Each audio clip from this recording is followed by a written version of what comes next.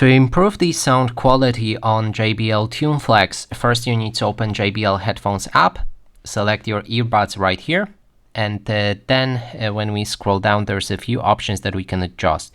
So there's equalizer. You can switch between different presets or create your own with the plus button, and you want to go with the preset that is most fitted to the tasks for your earbuds. For example, if you want good vocals, you can go for a vocal one right there.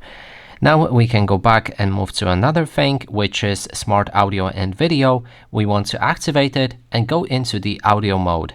That way it will improve your quality as well.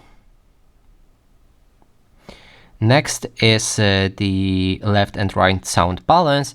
So you can try to experiment with that, which will change from which headphones you will hear more, but which earbud you will hear from more.